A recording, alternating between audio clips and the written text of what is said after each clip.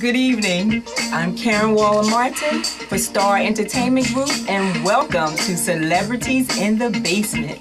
Tonight we have with us, well, you've seen him on the hit HBO series, The Wire. You've also seen him on the hit show, The Sopranos, and a host of feature films and theater productions. Help me welcome, the new daddy of Parker Noel, Brian Anthony Wilson. Welcome, Brian. Thank you, Karen. Pleasure to be here. Welcome. I'm glad to have you here. I know you have a really busy schedule, and I really appreciate you coming out to Celebrities in the Basement tonight. Let's start at the beginning of your career. When did you actually get the acting bug? Well, as I was telling is it better half? The other half, John, I used to sing with a band called Perfect Blend. Okay. And as part of my trying to get better with that, I started taking singing classes at Freedom Theater. And as part of the curriculum at Freedom, you'd have to take dance and also acting along with your singing classes. So I did that and got the acting bug, and so at the end of the 6-week course we had to do a little presentation. And we did our little singing thing, and then I watched the actors do their thing, and I was like, man, I want to try that. You know, because I used to imitate people when I was younger, and I guess act a fool, as my mother would tell me. So I started taking classes that next semester in acting, and I was taking classes for about 2 weeks, and they were having issues with, they were doing a play called On Flower Street. Written by Millicent Sparks. And directed by the late John E. Allen Jr. So they had this one particular role. They had fired two men, two of the black, actors? I mean, same role. Two different actors. One was hired, fired, another was hired, and fired. Wow. And so you were their understudy? No, I was taking class. I don't know why. I mean, not that I was great or anything. I didn't know what I was doing. I guess it was on-the-job training, but they plucked me and threw me in there. And I was in the play with Johnny Hobbs and Tony Ralph Wilson, who's out in the West Coast now. But that was my first experience in theater. I think I actually probably was in a play before I saw a play, so that was funny. But wow. So it was on the job training, and it was wild, but it was fun. But that's when I first started. Wow. So what about that singing career? You never flourished that, or are you still singing? Or I sing in the shower? Sing in the shower and stuff. I mean, the last thing I did Dreamgirls at the Prince Music Theater, which was fun. I played in the movie. Danny Glover played that character. Yes. Which was a role I played in the play. But it was a phenomenal cast. I think it was extended for like 2 months. And the girl who played the lead role, Effie, was named Nova, and she was fierce. I mean, everybody was fierce. It was just I was just in awe of their talent, you know. Now, how long ago was that, would you say? That was 2005. I'm sorry, the end of 2004. I mean, no, that's right. Yeah, 2005. That's right, the end of 2005, because I had to leave right from there to do another play.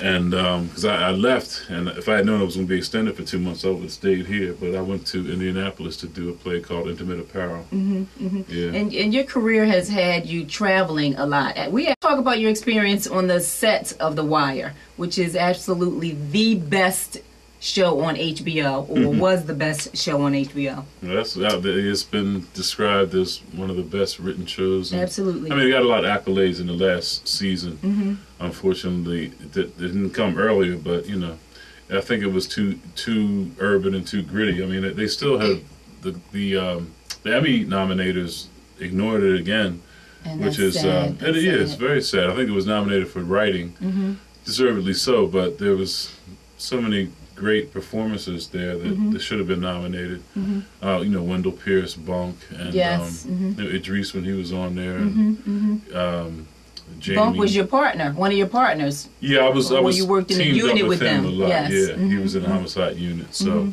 and it was weird because I wasn't a contracted player. I was. The process was basically they would Pat Moran would get a script and they go through the script and see whose character pops up, and so they would see Detective Howley and they would call and say, "What's your availability for 2 weeks from now? Your name is in the script. You're in the first draft of it. Are you available?" If I was, cool. They would call back and say, "We need you such and such a date." If I wasn't available, they would just write me out, which was. Was there ever a time where you weren't available for The Wire, though?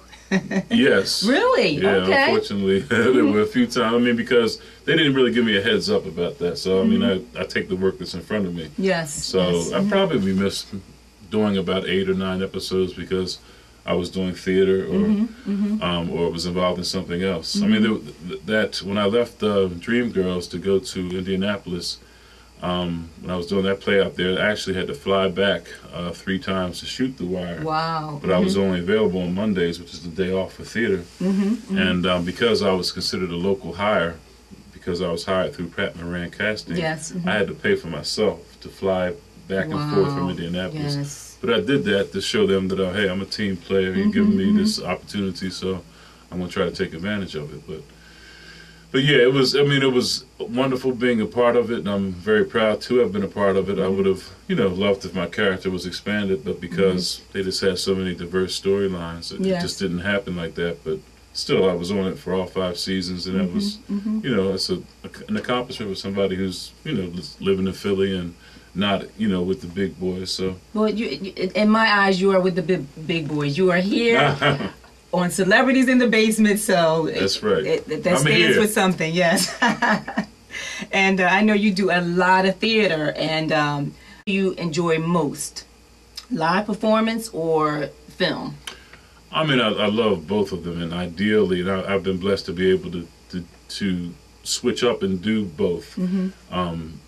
And, well, it's not my plan to do that, but I take the job that's in front of me, and luckily I've been able to do that. And because, since I have, my wife and I had a little girl, she's almost 8 months old. Congratulations. Thank you, thank you.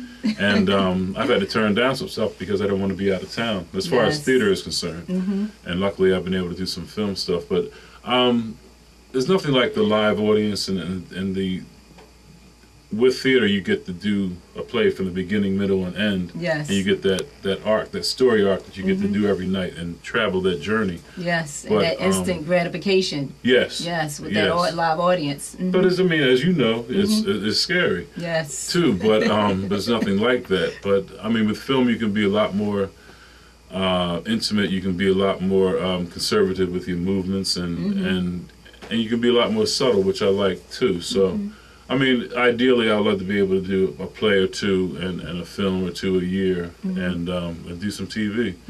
But I mean, they both are. They work different muscles as an actor, but they're both equally satisfying. I think because when you do film, it's immortalized. That's there for the generations, hopefully. And theater is that you catch that spark, and you see that spark for that brief moment in time, and then it's gone. Exactly. So it's nothing like that either. But I like both of them.